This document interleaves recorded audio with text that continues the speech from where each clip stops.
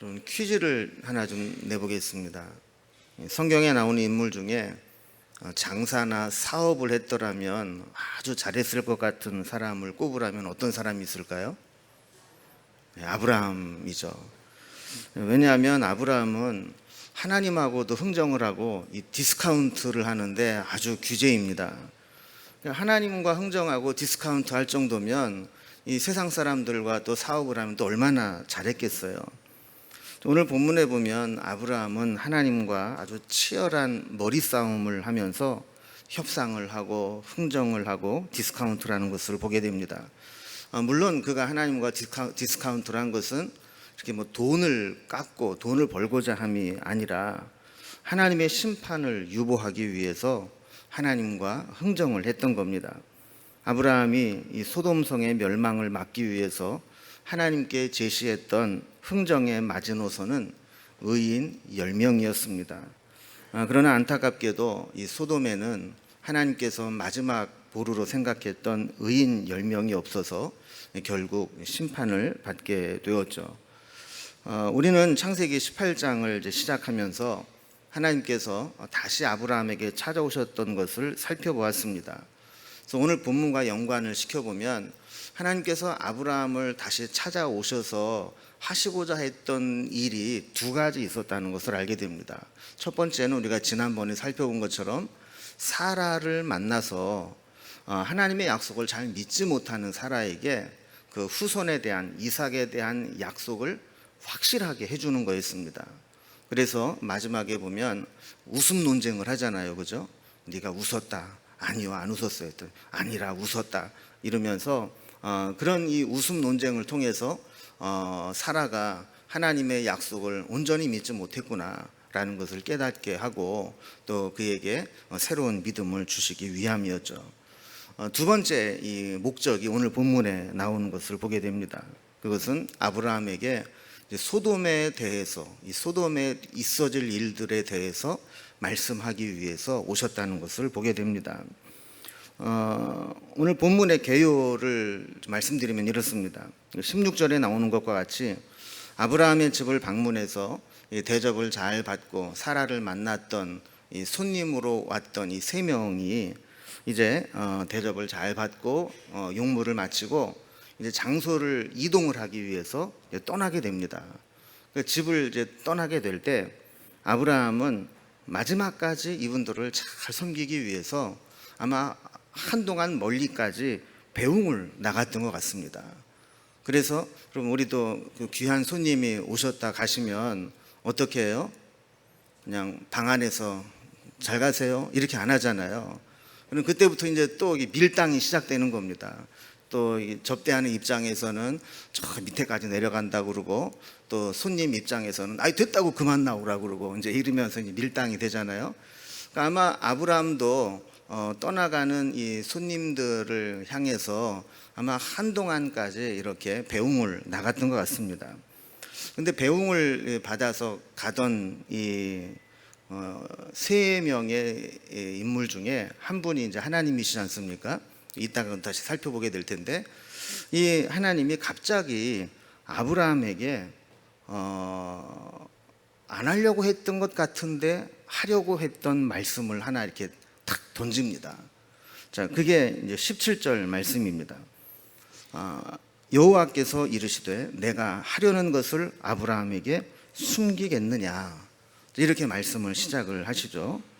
그러니까 뭔가 숨길 수도 있는 말하지 않아도 되는 그런 비밀스러운 일인데 아브라함에게 내가 떠나기 전에 이 부분을 내가 이야기를 해주겠다 하면서 이제 하나님께서 말씀을 하시는 겁니다. 자, 그러면서 이 배웅을 나가는 이 과정에서 한동안 하나님과 아브라함 사이에 대화가 이어지게 됩니다. 그래서 오늘 본문은 그런 배경을 가지고 하나님과 아브라함 사이에 오간 대화를 이루고 있는데 이런 이제 배경을 가지고 이 대화 속에서 우리에게 주시는 교훈이 무엇인가를 살펴보도록 하겠습니다. 먼저 첫 번째로 오늘 본문에 보면 아브라함에게 비밀을 말씀하시는 하나님이 등장을 합니다. 여러분 사람이 얼마나 이 친밀한가를 나타내는 척도 중에 하나가 얼마나 깊은 비밀을 공유하고 있는가 하는 것을 보면 알 수 있습니다. 여러분, 가족끼리는 가족이 아니면 모르는 비밀이 있을 수 있죠. 그죠? 그래서 보통 이 문제가 많은 가정일수록 이런 비밀이 많대요. 그래서 다른 가족 외에 다른 사람에게는 말해서는 안 되는 이 비밀이 많을수록 뭔가 좀 문제가 많은 이제 가정이라는 거죠. 여러분, 또 제일 친밀한 관계가 어떤 관계예요? 부부 관계잖아요. 이 부부 간에는 비밀이 있습니까, 없습니까? 표정을 보니까 없다고 해야 되는데 사실은 있어요. 뭐 이런 분위기예요. 표정이. 원래는 이제 부부 간에는 비밀이 있으면 안 되죠. 그래서 같이 살면서 방구도 트고, 그리고 허물도 다 드러내고, 그리고 뭐 알 거 모르고 볼 거 안 볼 거 다 보고 이렇게 살아가면서 그 사람에 대해서 아주 비밀스러운 일, 내밀한 것까지도 서로 다 공유를 하는, 이게 이제 친밀한 관계 아닙니까? 자, 이렇게 우리는 본능적으로 어떤 중요한 일을 하게 될 때, 마음에 품고 있을 때 그것을 친밀한 사람과 공유하고 싶은 본능이 있어요. 여러분, 여러분에게 뭐 중요한 일이 있다, 아주 좋은 일이 있다 그러면 내가 이거를 끝까지 아무한테도 안 알려주고 있다가 서프라이징 해가지고 확 놀래켜야지, 이게 됩니까? 저같이 음흉스러운 사람은 할 수 있어요. 그런데 대부분 여자분들은 이게 안 될 거요. 뭐 근질근질 해가지고 뭐 누구를 붙잡고라도 얘기를 해야 되죠. 그래서 뭔가 이렇게 이 중요한 일이 있으면 이 사람하고, 또 친한 사람하고, 허물 없는 사람, 또 다 이해할 수 있는 사람에게 그 이해를 말을 다 하는 겁니다. 그래서 이렇게 이야기를 하는 이유는 뭐 때로는 공감을 얻기도 하고, 또 잘했다, 지지와 격려를 받고 싶기도 하고, 때로는 어떤 조언을 구하기도 하고, 이러면서 친밀한 사람에게 이 비밀스러운 일들을 이야기하게 됩니다. 그런데 하나님께서 이 아브라함에게 내가 하려는 것을 아브라함에게 숨기겠느냐? 하나님께서 지금 뭔가 하시고자 하는 그 계획이 있는데 그거를 아브라함에게 말하지 않고 숨기고 내가 그냥 그 일을 할 수가 없다. 그러면서 아브라함에게 말을 하겠다는 겁니다. 그럼 이것은 하나님이 뭐 아브라함에게 뭐 지지를 받기 위함도 아니고, 동의를 구하기 위한 것도 아니고, 조언을 구하기 위한 것도 아닙니다. 하나님은 아브라함을, 언약을 맺으신 그 아브라함과의 관계를 소중하게 여기신 거예요. 그래서 아브라함에게는 하나님이 앞으로 하실 일에 대해서 말씀하기를 원하셨습니다. 여러분, 이게 아무것도 아닌 것 같아도 하나님과 우리 사이에 엄청난 은혜입니다. 하나님은 창조주이시고 절대 주권을 가지고 계신 분으로 우리에게 말씀하지 않고 하나님의 뜻대로 독단적으로 모든 일을 행하셔도 우리가 뭐라고 할 수가 없어요. 하나님은 그렇게 하셨구나, 받아들일 수밖에 없는 거죠. 그런데 하나님은 우리를 대화의 파트너로 여겨주셨어요. 그래서 심지어 이사야서 41장 8절에 보면 아브라함을 뭐라고 표현했냐면 나의 벗 아브라함, 이렇게 표현한 것을 보게 돼요. 여러분, 하나님하고 아브라함하고 친구 관계가 될 수 있습니까? 말도 안 되는 거죠. 그런데 하나님께서는 믿음의 사람들을 친구로 여겨주시고, 벗으로 여겨주시고, 대화의 상대로, 대화의 파트너로 격상시켜 주시는 것을 보게 되는 겁니다. 자, 그래서 우리에게도 마찬가지죠. 하나님께서는 끊임없이 우리에게 말씀하시고 깨닫게 하시고, 또 우리는 그 말씀에 반응하고 응답하며 살아가기를 원하십니다. 저는 우리 명륜중앙교회 성도님들이 이렇게 늘 우리에게 찾아오셔서 말씀하시는 그 하나님의 음성을 들을 수 있기를 바랍니다. 자, 그렇다면 하나님께서 아브라함에게 하신 말씀의 내용은 무엇이었을까요? 크게 두 가지를 이야기하는데, 첫 번째는 하나님을 가까이 하는 자가 있고, 또 하나는 하나님을 멀리 하는 자가 있다라는 겁니다. 그래서 19절부터 21절까지의 말씀을 보면 크게 둘로 나누어지는데 18절 말씀을 시작하면서 아브라함은 이렇게 시작을 하는 것을 보게 돼요. 자, 그리고 20절 말씀에 보면 소돔과 고모라에 대한 이렇게 시작을 하죠. 자, 그러니까 하나님은 아브라함에 대해서 어떤 이야기를 하시고 또 그리고 곧 이어서 소돔과 고모라에 대해서 또 어떤 이야기를 하세요. 근데 그 내용이 아주 상반됩니다. 자, 그러면 하나님은 우리를 판단하실 때 무엇으로 판단하는가? 세상 사람들은 돈이 많은 자, 없는 자, 배운 자, 못 배운 자, 성공한 자, 못한 자, 뭐 이렇게 나눌 줄 모르지만 하나님은 하나님을 가까이 하고 하나님께로 오는 자와 하나님으로부터 멀어지고 세상을 향하는 자, 이렇게 구분을 하시는 거예요. 그래서 먼저 하나님께 가까이 하는 아브라함에 대해서 말씀을 합니다. 18절 말씀을 보면 아브라함은 강대한 나라가 되고 천하 만민은 그로 말미암아 복을 받게 될 것이 아니냐 그랬어요. 여러분, 아브라함에게 뭐라고 말씀했다고요? 아브라함은 강대한 나라가 되고 천하 만민은 그로 말미암아 복을 받게 될 것이다. 좋은 말씀이죠? 근데 여러분, 이 말씀이 들려질 때만 하더라도 아브라함의 형편은 절대로 그렇지 못했어요. 이때까지 아브라함은 자기 땅이 없었어요. 우리가 알다시피 아브라함은 유목민 아닙니까? 이 노마드, 이 유목민들은 늘 이 초장을 찾아서 이동을 해야 되는 거예요. 내 땅이 없으면 어떻게 돼요?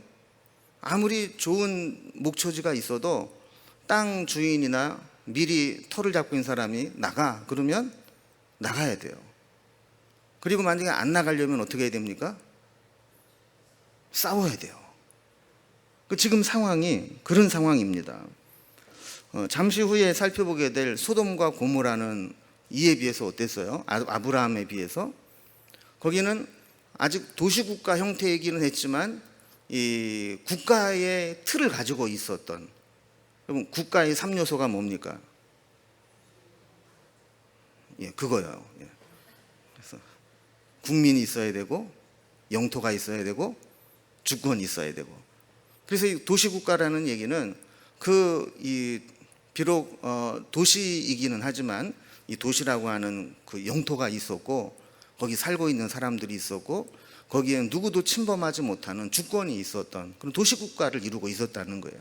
여기에 비하면 아브라함은 뭐 아무것도 없어요. 가진 게 그냥 뭐 양, 소, 염소 뭐 이런 것만 끌고 다니는 사람이었어요. 자, 그런데 이런 아브라함에게 뭐라고 그랬다고요?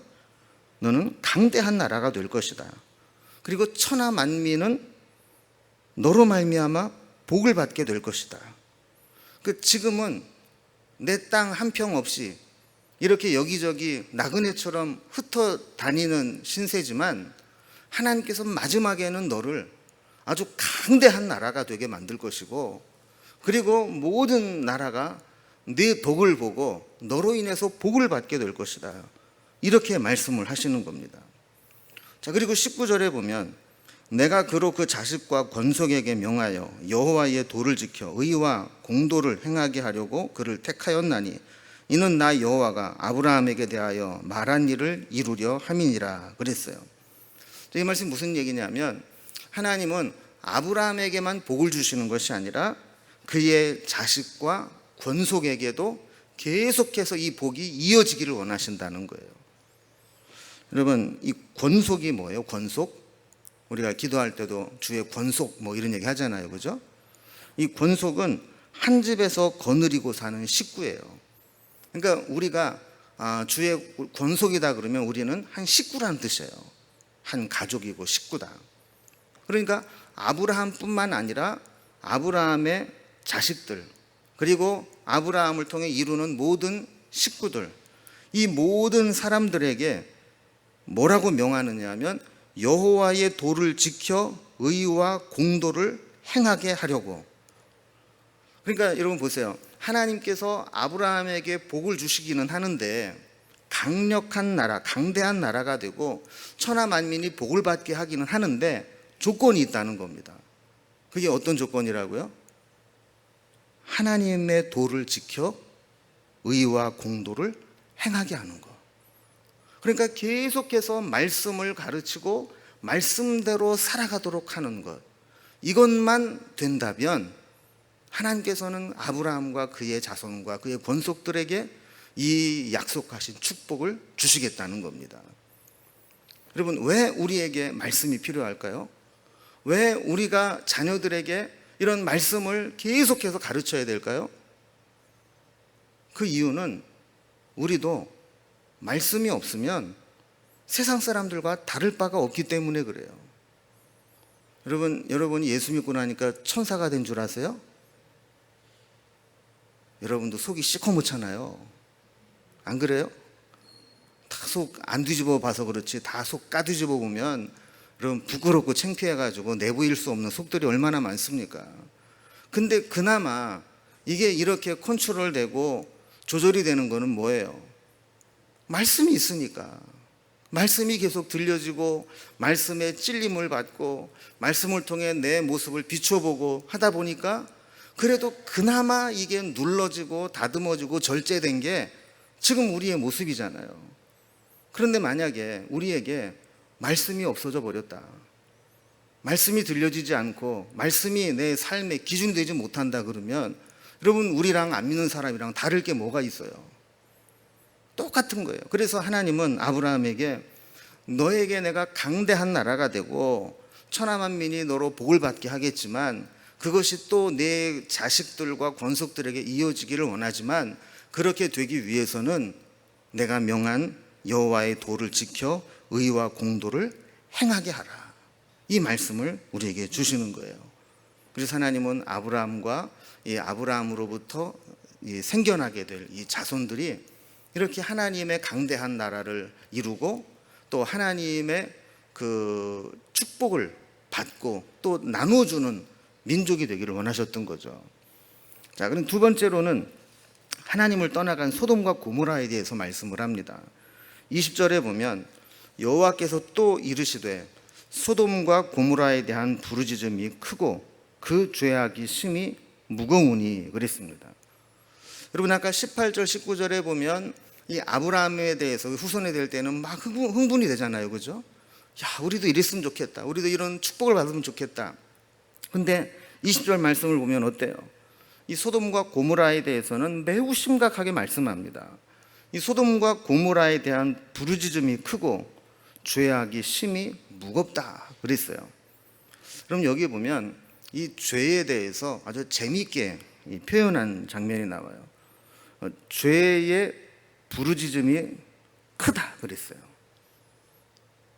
여러분, 우리가 이제 죄를 짓고 나면 그것은 어떤 형태로 지나가든 말로 지나가든 짓고 나면 끝이다 이렇게 생각할 수 있지만 그렇지 않다는 거예요. 죄는 부르짖는 소리가 있다는 거예요. 그래서 창세기 4장 10절에서도 이 동생 아벨을 죽였던 이 가인에게 하나님이 뭐라고 말씀을 하십니까? 내 아우의 핏소리가 땅에서부터 내게 호소하느니라. 여러분, 이게 무슨 말씀이에요? 죄는 아무리 완전 범죄로 은폐하고 숨기고 아무도 모르게 저지른 것 같아도 하나님 앞에서는 절대로 숨길 수 없다는 거예요. 마치 감추어둔 죄가, 누가 지은 죄가 여기 있어 이렇게 부르짖듯이, 땅에서 누가 억울하게 흘린 피요 이렇게 외치듯이 호소하듯이 하나님 앞에 고발하는 그 역할을 하는 게 죄라는 거예요. 그러니까 우리는 이 죄를 짓고 잘 덮어두면 없어지는 것처럼, 잘 감추면 안 들키면 아무도 모르는 것처럼 생각할지 모르지만 소돔과 고모라에 대한 부르짖음이 크고 그 죄악이 심히 무겁다. 이 이야기는 그들이 지은 죄들이 다 이렇게 하나님 앞에 호소하고 있고 드러내고 있다라는 겁니다. 여러분, 그래서 우리는 죄의 미혹을 받을 때 우리가 지은 죄는 어디에선가 반드시 하나님께 그 죄가, 누가 너가 지은 죄가 여기 있습니다 이렇게 부르짖게 되고, 내가 누군가에게 피해를 주고 상처를 입히면 그 피해자의 호소하는 소리가 하나님께 호소해서 들려지게 된다는 사실을 기억해야 된다라는 거예요. 또 21절이 중요합니다. 21절에 보면 내가 이제 내려가서 그 모든 행한 것이 과연 내게 들린 부르짖음과 같은지 그렇지 않은지 내가 보고 알려 하노라 그랬어요. 자, 그러니까 소돔과 고모라가 저지른 그 죄, 그것을 하나님이 다 들으셨는데 직접 내려가서 보고 그 들린 것이 옳은지 아닌지를 내가 확인하겠다라는 거예요. 여러분, 하나님이 가서 안 보면 모르실까요? 다 아시죠? 그런데 왜 굳이 내려가서 과연 내게 들린 부르짖음과 같은지 그렇지 않은지 내가 보고 알겠다 이렇게 이야기를 했을까요? 여러분, 하나님은 심판을 하실 때 마지막까지 기회를 주시는 분입니다. 그래서 소돔이 행한 일을 하나님께서 볼 때 한 번 더 찾아가서 그들에게 마지막 기회를 주시겠다는 거예요. 그래서 이제 우리가 다음 시간에 살펴보게 될 19장에 가면 이 3명 중에서 아브라함을 찾아왔던 손님 3명 중에서 2명이 천사가 소돔으로 먼저 가잖아요. 그리고 하나님이 남아서 아브라함과 지금 얘기를 하고 있는 거 아닙니까? 자, 그런데 이 두 사람이 소돔에 갔다가 무슨 일을 당해요? 거기 동성애자들한테 성폭행을 당할 뻔하잖아요. 그러니까 하나님께서 지금 그 천사들을 보내서 소돔과 고모라의 죄가 어떠한가를 보러 내려가셨다는 얘기는 그때라도 그들이 뭔가 이 영적인 분위기를 읽고 회개하고 돌이켰더라면 소돔과 고모라가 망하는 것을 막을 수 있었다는 거죠. 그런데 결국 그들은 하나님 주신 마지막 기회를 날려버렸어요. 그래서 내려가서 보고 알려 하노라. 이 이야기는 마지막 기회를 주신다라는 것인데, 이 19장에 보면 소돔은 하나님이 주신 마지막 기회까지 다 놓쳐버리는 것을 보게 됩니다. 그래서 하나님은 이렇게 앞으로 아브라함에게 너는 내가 이렇게 복을 줄게. 그런데 나를 떠나서 세상으로 가 있는 소돔과 고모라는 이렇게 심판을 받게 될 거야. 이렇게 말씀을 하신 거예요. 자, 그리고 나서 이 말씀을 들으니까 아브라함이 걱정이 생기기 시작했어요. 그래서 세 번째로 하나님과 협상을 하기 시작을 합니다. 여러분, 아브라함이 이 소돔의 멸망에 대한 이야기를 들었을 때 어떤 걱정이 생겼을까요? 소돔에 지금 누가 살고 있어요? 조카? 롯이 거기 살고 있어요. 그러니까 하나님이 소돔을 심판해서 멸망을 시키면 누구도 함께 멸망을 당하는 겁니까? 조카 롯도 같이 멸망을 당하게 되는 거예요. 그래서 22절을 보면 그 사람들이 거기서 떠나 소돔을 향하여 가고 아브라함은 여호와 앞에 그대로 섰더니 그랬어요. 자, 여기에서 이제 방문했던 세 사람의 정체, 세 사람이 이제 드러나게 되는 거죠. 그래서 천사 2명은 소돔으로 떠나가고 지금 하나님 한 분이 남아서 말씀을 계속 하시는데 아브라함은 그 하나님 앞에서 말씀을 지금 나누고 있다라는 겁니다. 자, 이렇게 둘이 남은 상태에서 아브라함이 하나님께 정말 하고 싶었던 말씀은 뭘까요? 하나님, 소돔이 죄로 인해서 망하더라도 롯은 좀 살려주세요. 이 말을 하고 싶었을 거예요. 그죠? 그런데 아브라함이 머리를 굴려요. 그렇게 하면 속보일 것 같으니까 23절에 보면 이렇게 하나님 앞에 이제 딜을 합니다. 뭐라고 그랬어요? 주께서 의인을 악인과 함께 멸하시나이까. 또 24절에도 보면 그 성 중에 의인 50명이 있을지라도 주께서 그곳을 멸하시고 그 50의인을 위하여 용서하지 아니하시리까 그랬어요. 그러면 이게 무슨 얘기입니까? 어느 공동체든지 아무리 썩었다 할지라도 거기에 좀 제대로 사는 사람이 있지 않겠느냐는 거예요. 그런데 그 소돔이 썩었다고 해서 만약에 소돔 성 전체를 하나님이 심판을 하시면 거기에 만약에 의인 50명이 있다면 그들도 같이 멸망을 당하는 거 아닙니까? 그러면 하나님은 공의로우신 하나님인데 그게 하나님의 공의에 맞는 겁니까? 이런 거죠. 그래서 25절에도 그렇게 얘기를 하잖아요. 의인을 악인과 함께 죽이심은 부당하오며 의인과 악인을 같이 하심도 부당하니이다. 세상을 심판하시는 이가 정의를 행하실 것이 아니니까. 이게 그런 얘기죠. 하나님 정의로우신 하나님 아니에요? 그런데 어떻게 의인과 악인을 같이 취급하고 악인을 멸망시킬 때 의인도 같이 멸망을 시킵니까? 지금 하나님의 공의에 호소해서 이렇게 말씀을 하는 거예요. 자, 이렇게 잘못한 자가 있다고 해서 거기에 가담하지 않은 자, 또 그만큼 그렇게 똑같은 잘못을 하지 않은 자들도 도매금으로 한꺼번에 심판하는 거, 이거는 공의롭지 못합니다. 이런 거예요. 여러분, 이것을 우리가 이제 신학적인 용어로 보편적 심판이라고 합니다. 그러니까 이 어느 공동체가 전반적으로 다 썩었어요. 뭐 그 중에 좀 나은 놈도 있고 그렇지만 어쨌든 다 썩었어요. 그렇게 될 때 그냥 한꺼번에 다 심판하시는 것을 보편적 심판이라고 하는데, 이게 공의의 하나님의 입장에서 옳으냐, 하나님 앞에 그렇게 지금 묻는 거죠. 여러분, 요즘에도 그러는지 모르겠는데 옛날에는 학교 다닐 때 단체 기합 많이 받았잖아요. 그러면 단체 기합을 받으면 떠든 놈, 장난친 놈, 사고친 놈은 당연히 기합을 받아야 되지만 저같이 보기에도 모범생 이렇게 써 있는 사람은 이 단체 기합을 받으면 억울한 거예요.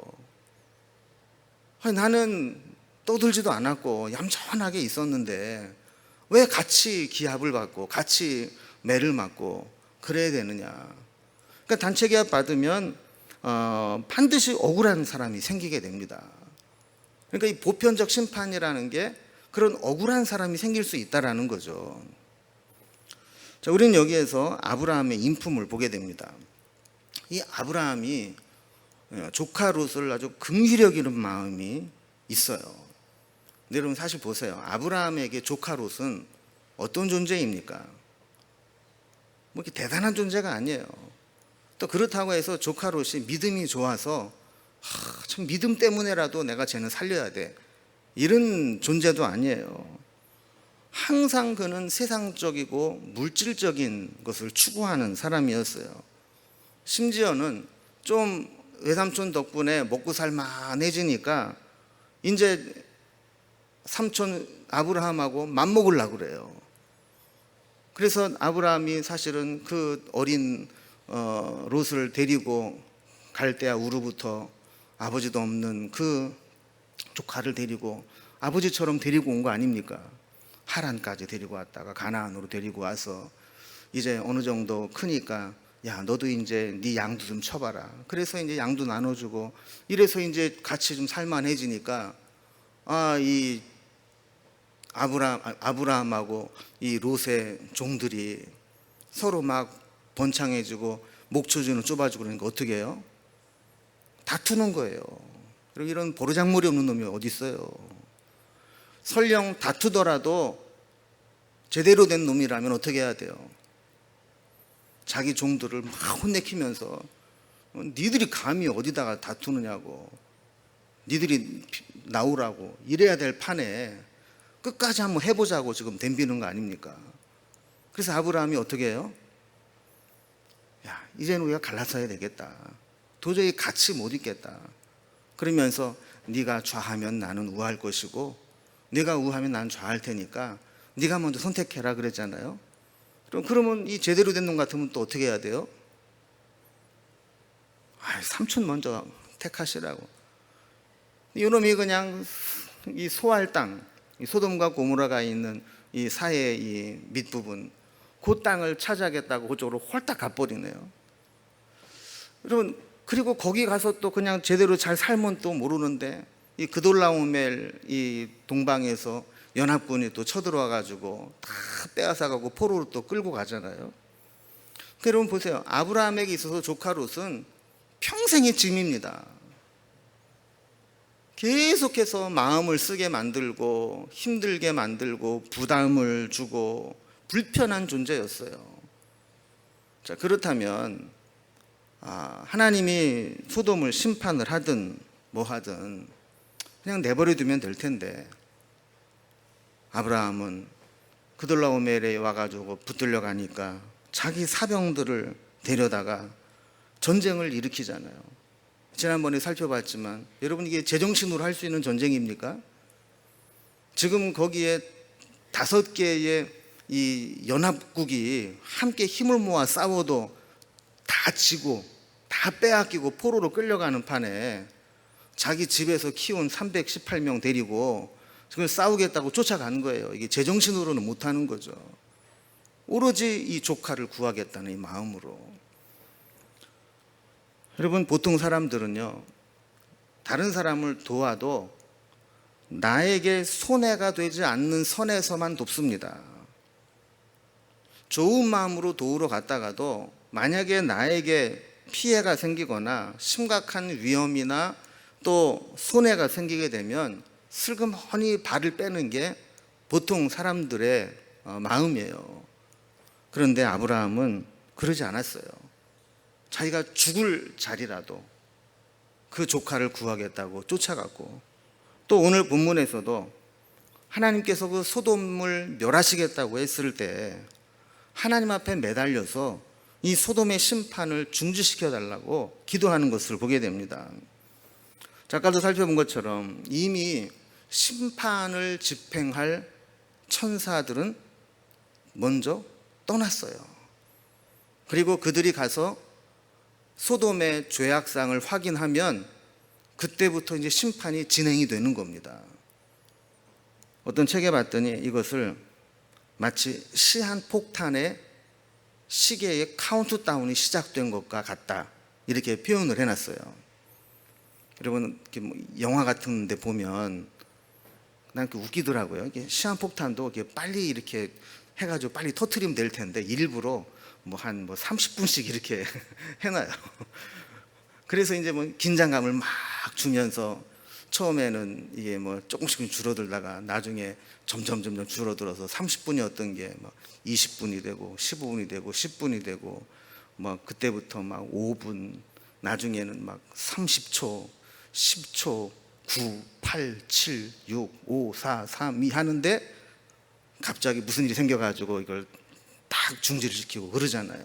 얼마나 이게 사람이 긴장을 하게 됩니까?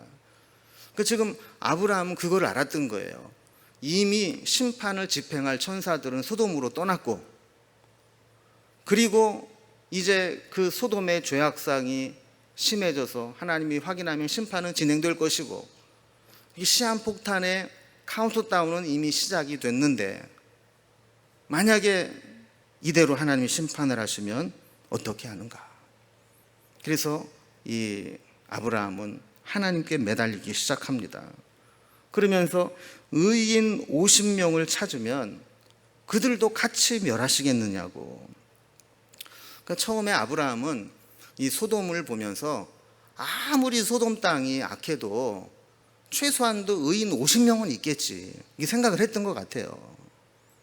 그래서 만약에 50명을 찾으면 나는 못 찾지만 하나님은 찾을 수 있잖아요. 하나님 거기서 50명만 찾으면 그 50명 같이 멸하시겠습니까? 물어본 거예요. 하나님이 의외로 흔쾌하게, 그래?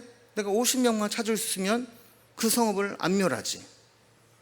자, 그러니까 그 다음에 아브라함은 깨달은 거죠. 50명이 안 되는구나.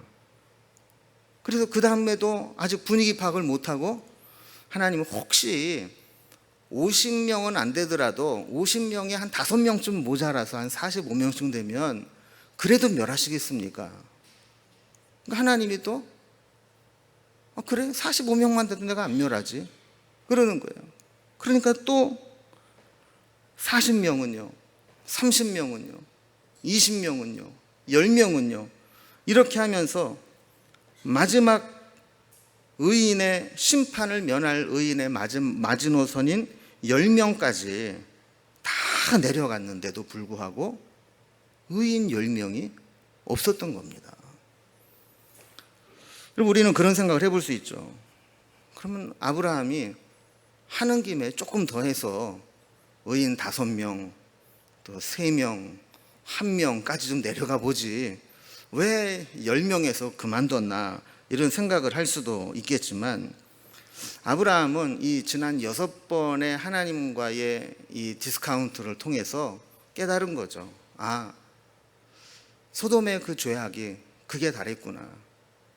이제 더 이상 하나님과 협상을 하고 흥정하는 게 의미가 없구나. 심판을 받아도 싸구나. 이거를 깨닫게 된 겁니다. 여기 보면 이제 이 하나님 앞에 이 디스카운트를 하고 기도를 하는 아브라함의 이 자세를 보면 우리가 좀 본받을 만한 게 있어요. 처음에 50명을 얘기할 때는 아주 당당하게 이야기를 합니다.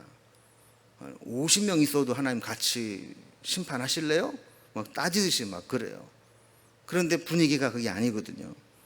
그러니까 45명으로 줄어들 때는 뭐라고 이야기합니까? 나는 티끌이나 재와 같사오니 감히 주께 아뢰나이다.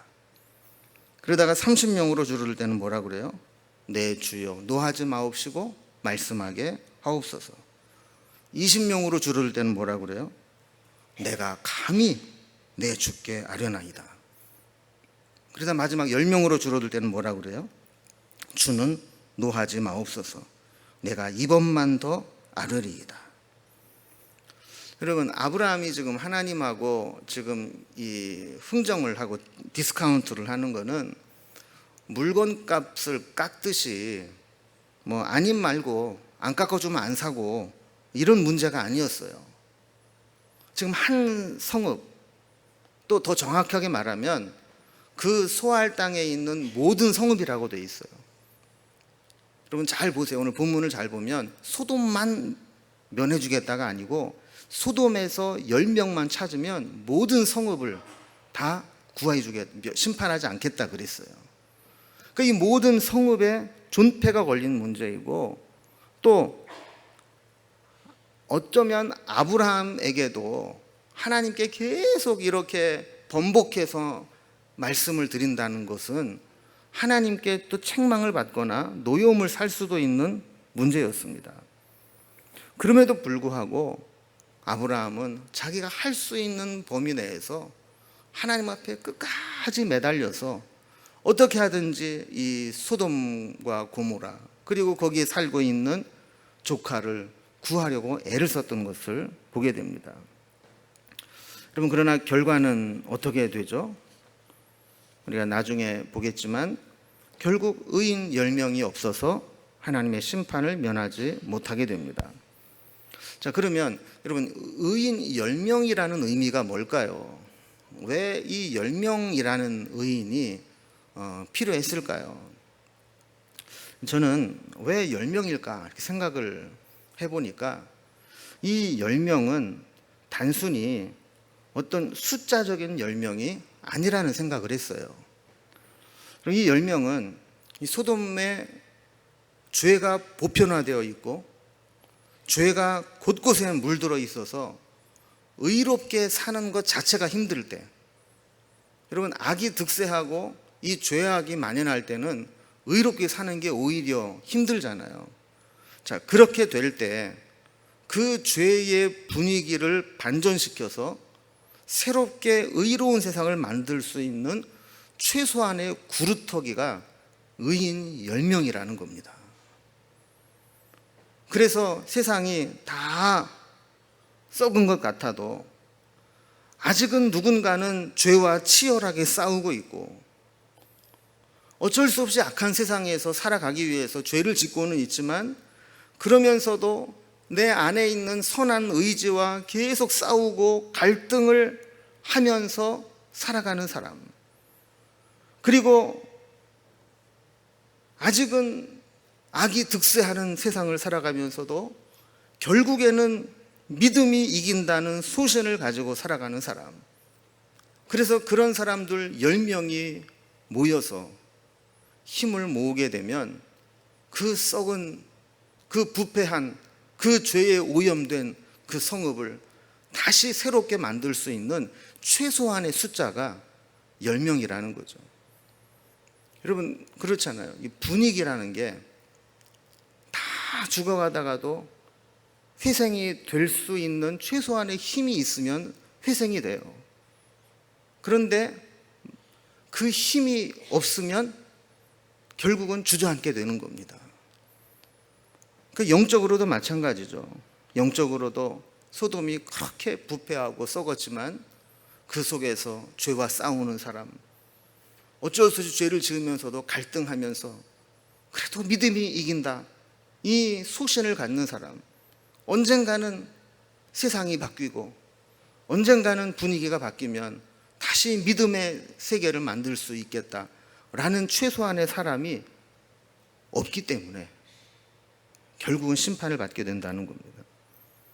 자, 그렇다면 마지막으로 진짜 중요한 게 뭐냐면, 그러면 우리는 이 시대에 의인 10명으로 살아가고 있느냐? 이게 진짜 중요한 겁니다. 오늘 본문을 그냥 지식으로만 아는 것은 아무 의미가 없어요. 이 시대에도 의인 10명은 필요합니다. 그렇다면 내가 그 10명이 될 수 있느냐 하는 겁니다. 여러분, 가끔 그런 사람들이 있어요. 교회가 다 썩었다고, 교회가 사랑이 없다고. 근데 그런 사람 치고 사랑이 많은 사람이 없어요. 여러분, 진짜 사랑이 많은 사람은 교회가 사랑이 없다는 얘기 안 해요. 그냥 자기가 사랑을 베풀고 사랑의 삶을 살면 돼요. 의인도 마찬가지입니다. 의인이 없다고 한탄하거나 비관할 필요가 없어요. 오늘 우리 말씀을 듣는 우리가, 하나님, 제가 그 10명 중에 한 명이 되겠습니다.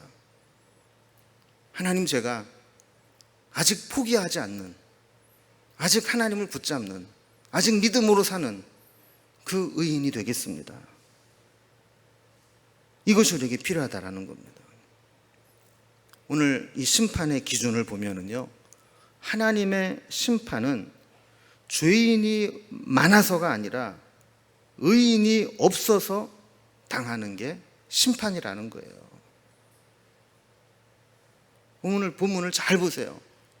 죄가 많아서, 죄인이 많아서 심판을 당하는 게 아니라 의인 10명을 못 찾아서 심판을 당하는 거예요. 여러분, 저는 이렇게 예배 때마다 하나님 앞에 나와서 예배를 드리고 또 기도하고 또 하나님을 섬기는 우리가 하나님이 보내시고 하나님이 심으신 그 자리에서 의인 10명의 그 사명을 감당할 수 있기 바랍니다. 그래서 하나님이 나 때문에라도 아직 희망을 거두지 않으실 거야. 하나님이 나 때문에라도 아직 심판하지 않으실 거야. 이러한 삶의 자리를 믿음으로 지키는 사람들이 될 때 하나님은 그 사람들을 그루터기 삼아서 새로운 역사를 만들어 나가시고 믿음의 역사를 일으키시고 하나님의 나라를 세워나가실 줄로 믿습니다. 의인 10명이 없었던 그 시대처럼 정말 하나님이 인정하시는 의인이 부족한 이 시대에 우리 말씀을 듣고 함께 고백하며 나가는 우리 명륜중앙교회가 그 의인의 10명을 채우는 그런 교회가 되기를 주님의 이름으로 기원합니다. 기도하겠습니다.